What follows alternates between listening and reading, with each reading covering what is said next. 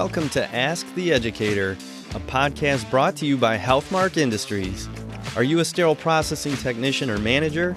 Maybe you work in infection prevention or biomedical engineering. Whether you're a frontline tech, endoscopy tech, OR nurse, or surgical services administrator, you undoubtedly have influence in medical device processing at your facility.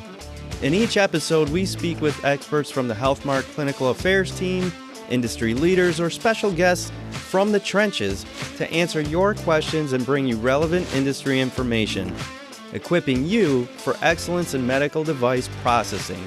My name is Kevin Anderson, and I will be your host. Now let's get started. Hello, everyone. Welcome back to the Ask the Educator podcast. This is your host, Kevin Anderson, and with me, as you can see, I have some guests. Go ahead, guys. I'm the co-host, Adam Okada, Clinical Education Specialist. Stefan Kovac, Educator Emeritus, Healthmark Industries. Malinda Elamari, Clinical Education Specialist for Healthmark Industries. Excellent. So for this episode, we wanted to do something a little bit different.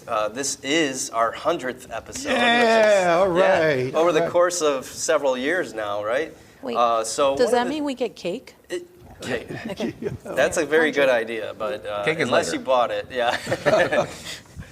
But that being said, guys, I just wanted to kind of do a look back on the podcast itself. I wanted to make sure and bring some heightened awareness to the fact that, hey, we've been around a little while now. It's not like we just started the podcast. So if there are people out there who may be just now finding out about the podcast, we can kind of go over some of the highlights and things like that we've covered, some of the topics, maybe what makes us different, that kind of thing.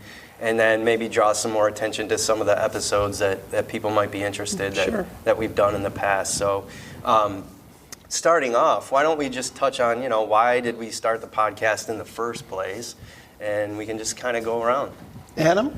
I mean, the one other thing I love about the Ask the Educator podcast is it's educational. And we talk about educational topics. And there's a lot of podcasts out there about the industry, but I love that there's one that people can have for just education. If they want to learn something, they want to go deeper into a topic, I feel like that's what this podcast is all about. I agree with you. We don't offer CEUs. We try to bring topics and people who have researched or know that topic, and we look at it differently. And we do know that podcasts, you don't have the interaction as if you're in a real live setting in a meeting, but we're trying to bring topics of interest, and that's what's really, I think, sets us apart. I think for me too, the thing that I love about, us starting this podcast and being a part of it is we're closing the loop for the education styles that are out there, right? People learn, some are auditory learners, some are visual, and some learn better by reading. I am not that person.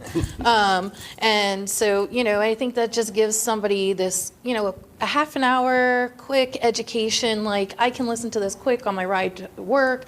I learned something, and I can bring that in and teach the other people in my job or help educate some more people in my field. Yeah, I love the part that you mentioned about, listen to it on the commute. That's definitely a place where I tend to listen to podcasts is when I'm commuting to work or some other facility for work.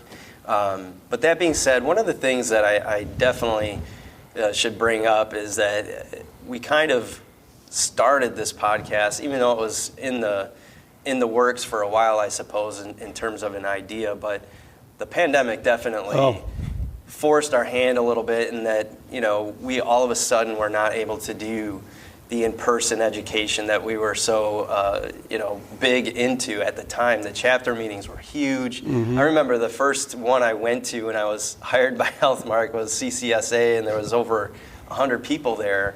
I haven't been to one with over 100 people since then. Yeah. So these, virtual platforms or the podcast type platforms have been really good for that. And, when the pandemic really hit hard, that was just an obvious avenue to get some, quality education into the masses. The thing that's great about podcasts is you can basically listen to them on any platform you choose, at any time you choose, all of those things. So that's definitely one of the big ones in terms of the why for me.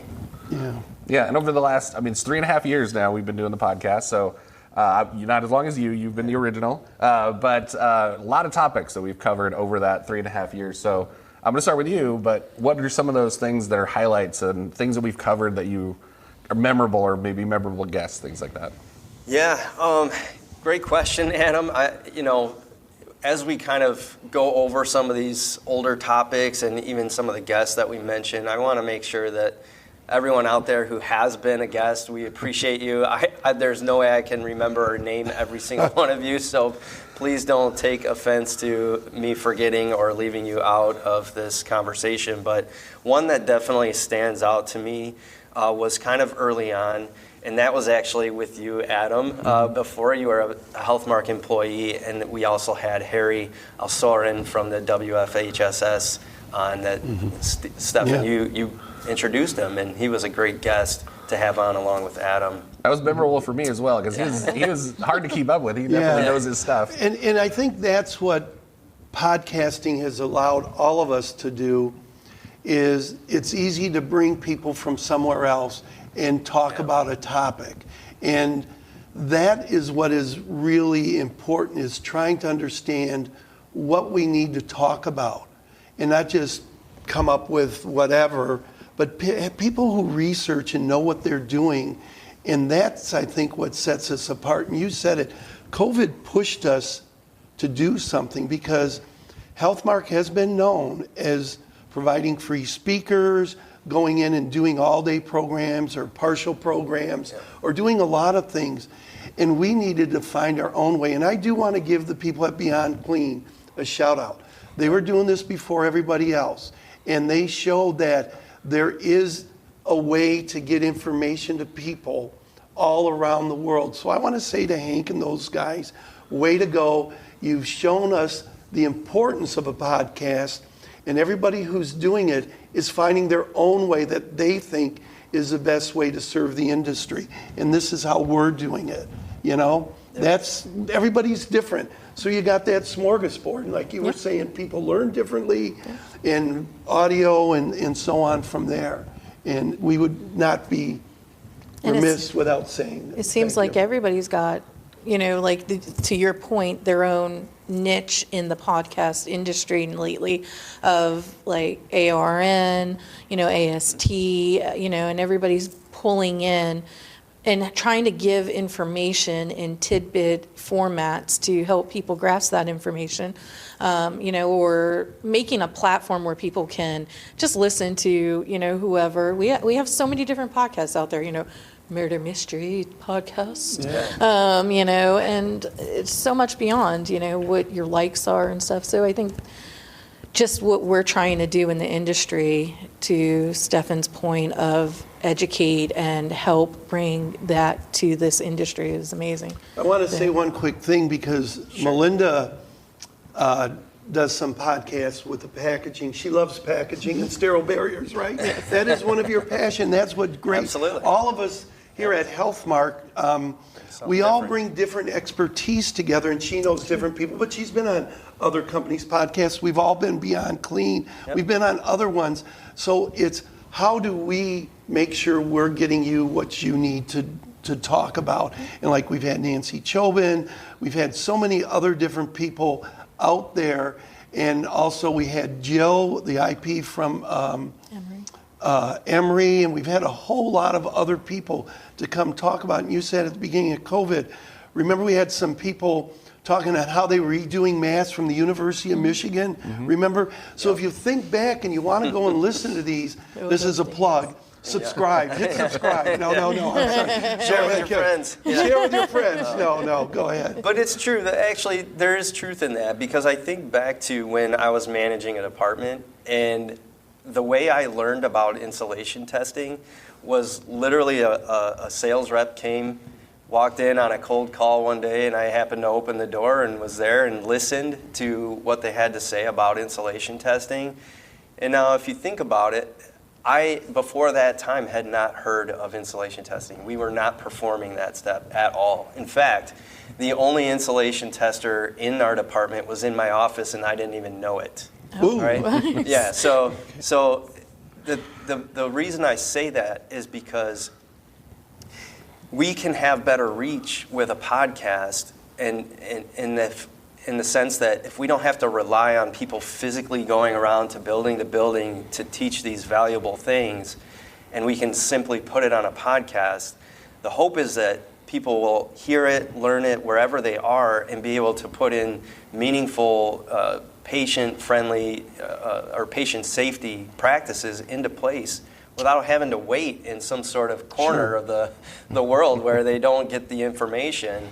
Unfortunately, or fortunately, however you look at it, I came from the OR, so I didn't just come with that knowledge that, hey, we need to perform this vital insulation testing step, which I bring that up for obvious reasons. One, it was impactful in my own career, but we also covered it very, very much in the podcast. There were ST79 updates, amendments that spoke very specifically to insulation testing, and it's something we're all very passionate about.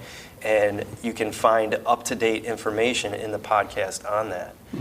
And go ahead. Oh, I'm sorry. No. I was just going to say, and to your point, we've heard so much in the industry about insulation testing, right? With the new amendment coming out, highlighting the importance of insulation testing, us talking about it, all these different podcasts out there, but yet people might say, well, why do we still need information on this? Why do we still need a podcast about this? Because we still go into facilities and it's not being done. So it does sound like, and I will admit, listening to different podcasts, it's like, oh, insulation testing, this is repetitive. Oh, flexible scopes, this is repetitive. However, that information is not really being disseminated enough to reach those people who really need to hear it. And we got to remember, most of the people who are sitting here listening to our podcasts and stuff, they are on another level of, want and desire and that earning to learn. So, we need it to reach and spread to other people and that information to be spread. Adam, you've been on the forefront in using, again, I'm old, mass media or the internet for education. Sure. Before you came to work with us, you were doing it on your own and still have teaching. Well, how do you see all this working out and helping the industry and the technician? Because, there's two levels, technician and managers, but what have you seen the change in the last 10, 15, 20, 30, 40, 50 years? You've been in here 20 some years. You've been in it almost 20. You're over 30, and I'm not going to say how many, but you've seen it. Tell us how it impacts. I think that what's happened in the industry is the same people that were going to the conferences before, the same people that would show up in person and go to those in-person events are the same people that seek out the information online. So those same people that want to learn and are passionate about learning and want to do better for the patients, they're still the ones that are going out and looking for that stuff. What we need to get is into places that are not looking for it, that don't even know that there's a gap in their knowledge. And I think that's what's difficult about it. So it's on all of us really to share and disseminate this information to everybody, as many people as we can. I think that's why we're so passionate here at Healthmark, is that we really just want to get this message to as many people as possible in as many different avenues as we can create, whether it's YouTube or the podcast or going out in person and going all over the country to speak. It's really just we need to get that message of education out, and we're still behind. It's still not where we need to be. And I'm old school, so I'm used to in front of people, and then they can ask you questions. And I'm real old school. For those of you who don't know, Dan Mayworm in the Journal of Materials Management, in the back last page, if you go find some from the 1980s, and I have some, and I can show you, and I've showed it to you, Kevin. There was the last page, and you would write your question, and you would put your address of where you wanted somebody to send you the information. That's really what was going on, 35 or more years ago. And now, we can get to people, and that's what's changing. But that one-on-one, even though this is great, I believe the networking is what's being lost. And is there a way we can do a better job, or how do we, you were saying, what do we do, Kevin or Malinda or whatever? I think, and to your point, that's a great point, that as amazing as a podcast is and as amazing as our webinars are, there is definitely something lacking with that. Being in person, meeting your fellow coworkers outside of the department, meeting people from different areas, getting involved in your chapters and stuff like that. I mean, all of that just adds, and it's a networking concept that you never know when your next job or your promotion will come from, or who you're even talking to in those different arenas. And so those lead to different opportunities for you. And I think we need to find a way to make an even playing field of going to webinars, having those kind of things, using podcasts, but not forgetting the importance of being next to each other and saying, hi, Stefan, my name is Malinda. I'm amazing, if you didn't know.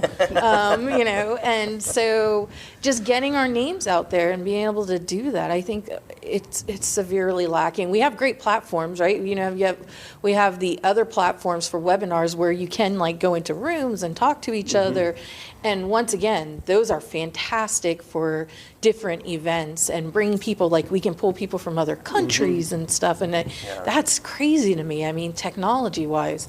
But I think we need to remember that we need to create a balance of that. Yeah, it's funny because I feel like the accessibility that is second to none, now with podcasts and webinars and all that, reaching the far ends of the world all, through a stream or whatever, those are great, but they also kind of, a little bit take the legs out of the in-person meetings, which is where you can convert somebody like former Kevin, who really didn't care about attending a weekend educational event or whatever. I didn't feel like I needed this stuff, right? But eventually, I don't even know what, circumstance triggered this, but eventually I realized the tremendous value in all of this stuff. I think it was because I went to a AORN conference as a manager. It was a small chapter conference, and I learned something very valuable for sterile processing management, which was the OR case cart audit. And we were able to make major quality strides. And I'm like, oh my gosh, I can't believe we haven't done these things forever and throughout my whole career. So it's like, hopefully we can use these to kind of, again, bolster the attendance at the in-person meetings and kind of build that up both for networking and educational purposes. I have bookends here, and I'm going to say Healthmark is very lucky. I have the president of the North Carolina group, and I have the president of the Central California my mind's going blank, but here are two people that are presidents who are trying to get people to come to these meetings and to interact. But I'm going to go back, for me, when I first started in Michigan, we had 4 different groups, and one was the Greater Detroit. We met 8 to 10 months every year and had an annual meeting. But every month you'd go to a different hospital, you do a potluck, you present something, and you get a CEU, but then you got to tour a department and talk to people. That's being lost. We have groups failing now. There are chapters that are failing, and we have some presidents who are 4 or 5 years, they can't get anybody to run. And it's very disheartening that people don't see the value of going to an in-person meeting. Plus, they're listening to us here, but we're not giving you CEUs. But how do we, like you say, how do we tie in to have the people still listen and watch all this stuff, but still go to in-person, I think you got to get people to take the initiative, take that next step, right? So it's great if you want to learn. It's great if you're getting the listen to the podcast. It's great if you're doing the webinars and all these things, but you have to be able to take that into action and put it in your own departments and to take it into chapters. Start a local chapter if you don't have one. Those are things that we can do as technicians or leaders in the industry, is take this information we have and start sharing it in person like that. So the podcast is, and I love our podcast. I mean, it is. We're not partial at all. No. But and I love that it's about education because, again, the way this gets spread is through as many avenues as possible. But it's until people take that next step and say, you know what, I'm fired up. I want to start doing something. I'm going to go start a chapter. Or I'm going to join my chapter and try to make some positive changes within that chapter, get some more people into meetings and start recruiting people, get them fired up too. It's only going to happen if we all take that initiative to fire others up. Before you speak, I forgot we have one other person who's not with us. Sharon's president of the... That's right. PWSP. Yeah, now, whatever, yes. the Pacific West... Yes. Whatever, great group out there. I'm just little, adult ADD. No, go ahead, Malinda. You were going to say something. I was. Oh, No, I I was thought- kidding. No.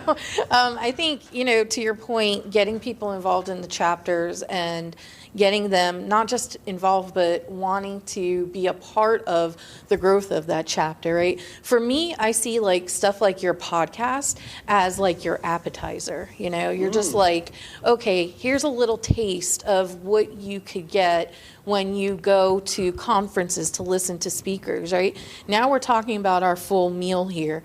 I don't know what is up with me and food. Anyway, but our full meal here, and then on top of that, you get the dessert of asking questions and having that instant answers to your questions, being able to talk to people. So when you're at these meetings and stuff, you have all these resources right there. It's not, okay, I'm going to send out an email and wait for a response and that kind of stuff. It's so nice to have that ability to be able to just have a conversation. And plus, sometimes we know when you send emails or your, text messages, you can't get it all across as having a conversation right now. The other good point that making about in-person events is I met Stefan at an in-person seminar. I mean, that's literally where I met him. So, you make connections with people that then help you out later in your career. So it's Well, that's very nice, but I have to tell you, it wasn't me. It was also Mr. Rowell. Hey, you doing, Sharon? But we went and had a drink. We did. We had something to eat. Water. Yeah, Water. And what did we do? We convinced you to start looking for that part of California, this Central Valley, am I saying? Yep. It was lost in the bigger group and people weren't getting. I think we had 50 or 60 people that one time. It was the first time. Adam did his amazing things with the emails or whatever. And that chapter is still going strong now because people need it. And now we're able to go back in person, and we hope, I like the appetite are these things, but now start getting active and involved, I think that's real important. It's kind of funny because we're talking about, where's the, the historical standpoint of the industry, and then we talk about how we had to pivot and then make everything accessible during the pandemic, which was an absolutely must-have. But then at the same time, when you think about going forward, we're all saying we need to get back in person again. The value of getting back in person and doing everything Comes full circle. it goes full circle, exactly. Oh. And it's true though. Every single time I go to an in-person meeting, whether it's the big conference and expo or the smaller chapter meetings, and sometimes, to be honest, the smaller chapter meetings, it's almost easier to make newer connections and with people there. They come up, we have questions and what have you, but exchange contacts. And then sometimes, you kind of reach out back and forth with different questions and you start a relationship, which we're kind of getting really bad at that. We have to get back to getting good at those things so we can help raise the industry up, I feel. Yeah, I want to throw a curveball at my three fellow people here based on this. Yeah. This is not a plug, but I want you to listen to this. What we are seeing and being asked as a company on these larger groups, in-person meetings, is to do hands-on. People want to touch and feel and do things. We've done all this remote stuff. We've shown pictures on the podcast, clean the brush this way, do this, and look at the washer and the stair, all that kind of stuff. But are we not getting requests to, can you do some hands-on? How do I touch this? What do I do? Do we not feel that one thing's led to this, and you're saying we're coming back full circle, we get more people. How do we do hands-on, Is that what you're also feeling? I think to your point, yeah, I feel like there's a yearning out there for, as a society and as a whole in our industry, to not just sit there and listen right? Like we don't, they don't want to just sit there and listen to somebody reading slides. They're like, I can do this anytime on my own. They want the explanation behind things, right? Yeah. There's more of a desire and more of a, like learning the whys has become more out there of importance, right? Before it wasn't very important. It was just do this because Stefan said to do this. End of story. All right? And that's it. CPD guy said, yeah. But now, they're like, people are questioning and they right, want the Amy. whys. And so when they're at these events, it's, I can touch this and ask questions. Why does this go in here? Why do I have to do it this way? But I think not just that, but just doing hands-on activities in Puts it all general together. that, maybe it's just an activity to bring home the presentation you're trying to do, but it gets people out of their seats. It makes them engage and interact when a lot of times they'll just come to something and just say, oh, I know, Stefan, I'm going to sit next to him. I'm not sitting next to Adam. And then maybe I'll sit next to Kevin, but That's fair. I had garlic for they lunch. will. So. but that's what people tend to do. They go to their little cliques and they never venture out. So if we don't break them out and make them break out of those little cliques to help network and stuff, break yourself out of your comfort zone, basically. So It is very, very interesting of this knowledge, and you're going to say why, and I believe we are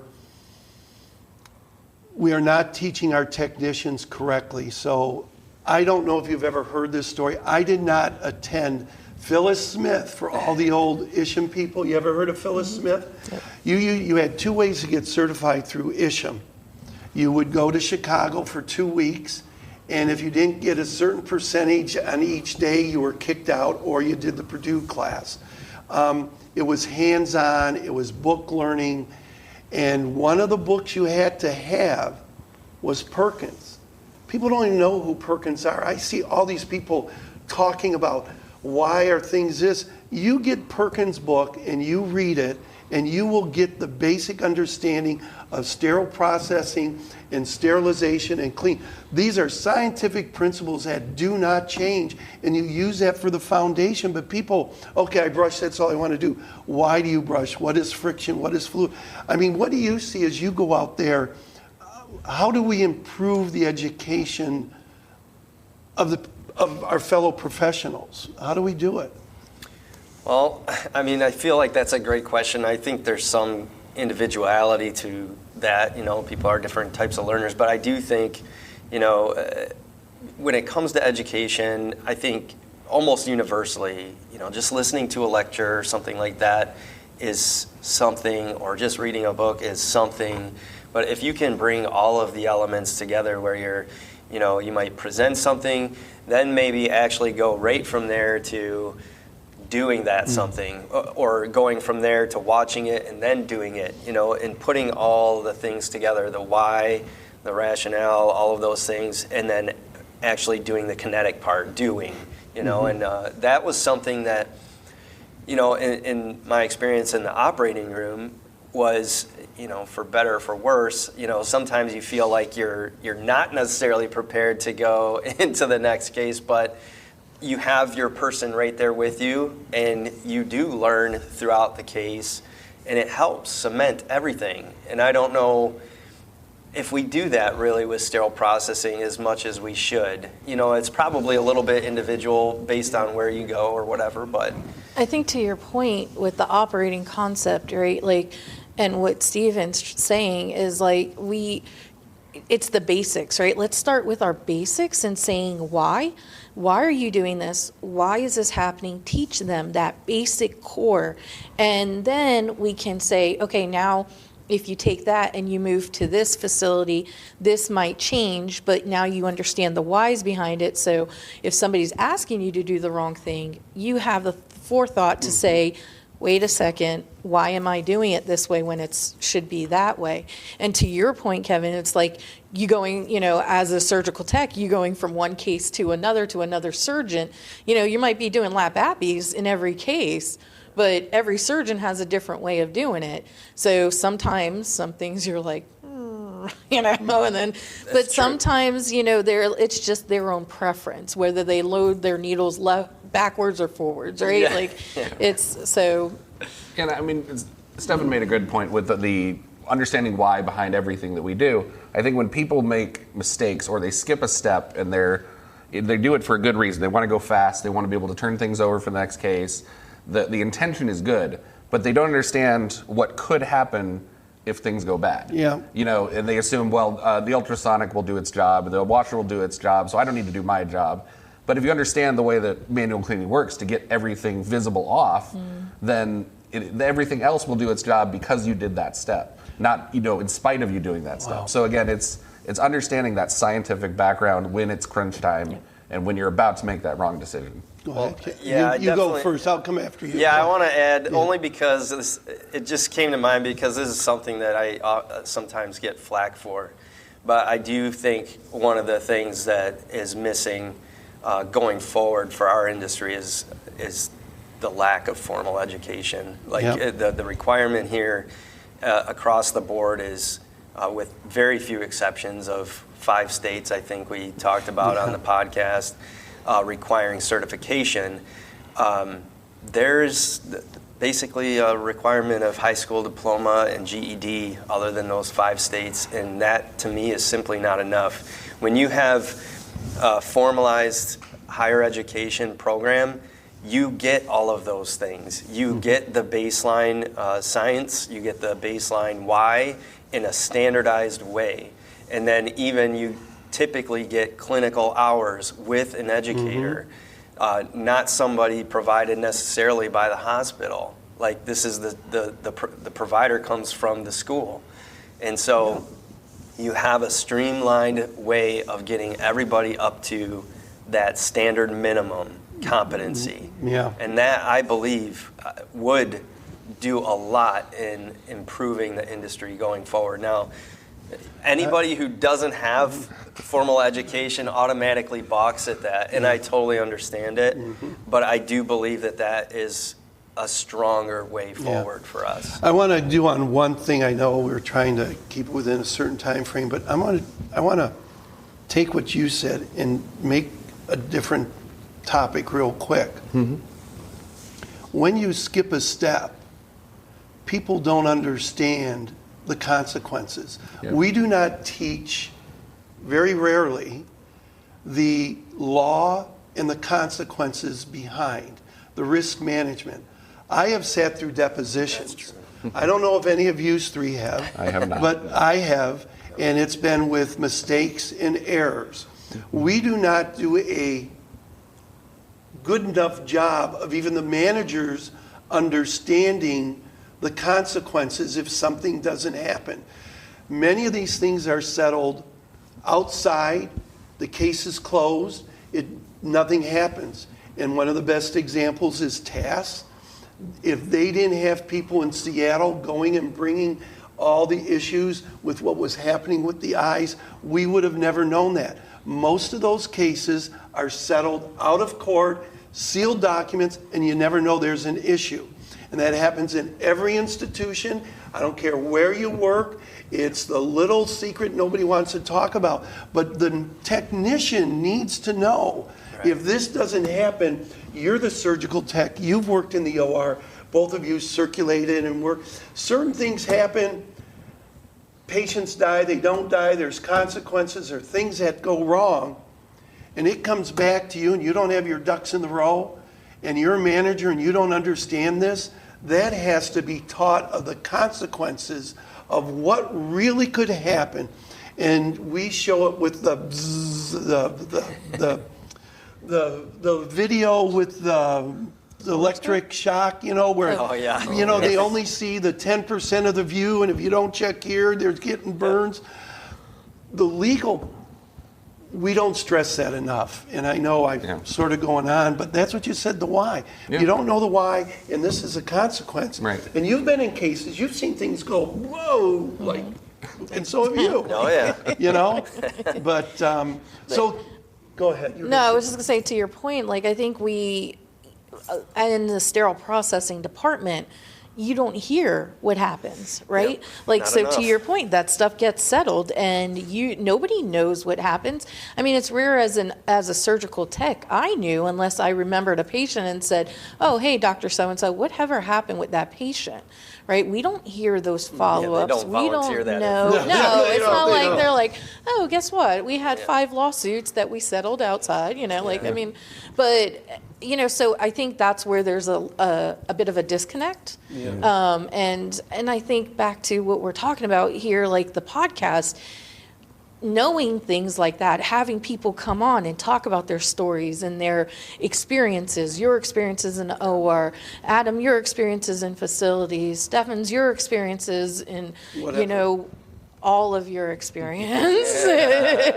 And it all adds to the quality and the benefit of podcasts and being able to put that information out there in brief little summit tidbits for them to bite on, and okay, let's move forward with a further explanation and stuff.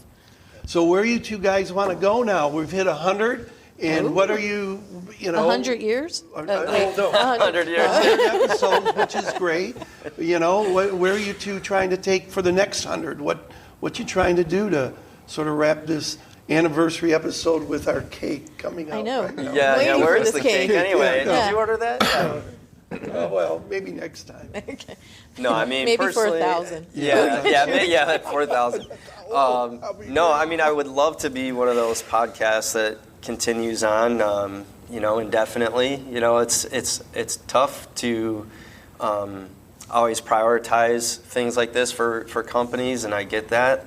But I hope that we'll continue to provide value, obviously earn subscribers and listeners and things like that. But ultimately, just to kind of, plant seeds for further educational growth, and whatever that means, because there's some things you just can't see into the future. I mean, the evolution of the industry kind of takes shape almost around surgery, as surgery evolves, then sterile processing must evolve, just like you see with the robotics entering surgery. Then all of a sudden our process got kind of turned on its head a little bit, and additional steps and all of this. Same with flexible endoscopes. So I guess what I would say, just going forward with the podcast, is just I hope that we can continue to bring value and bring experts to the table, whether they're internal or external, share collected experiences amongst people and share them all over the world. I mean, and just kind of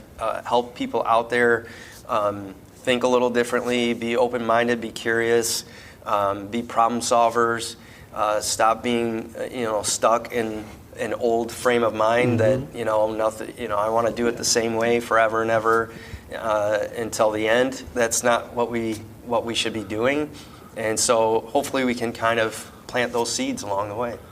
And I agree with everything you just said. I think that as the industry evolves, we're going to have to evolve too. And I mean, the Ask the Educator podcast is really about, as things change, we'll let you guys know. Hey, this is changing in the industry. Hey, AI is coming. We're going to have a lot of episodes coming about AI, I'm very certain.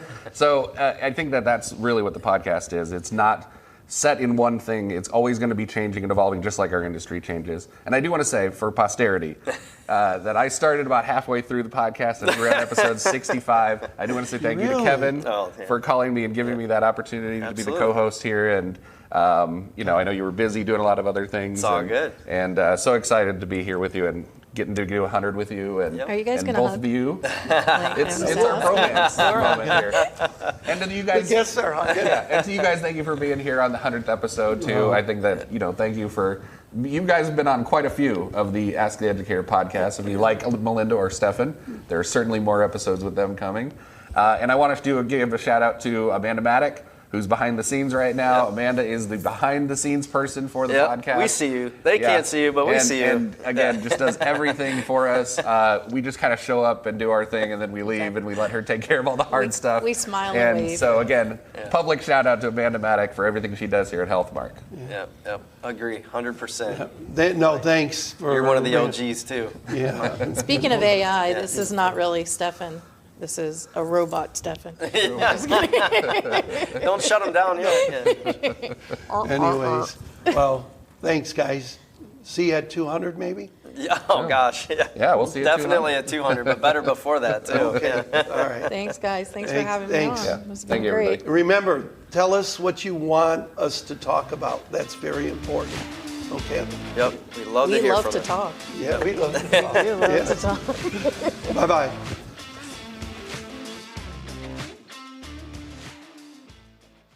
All opinions expressed on this show are those of the presenters.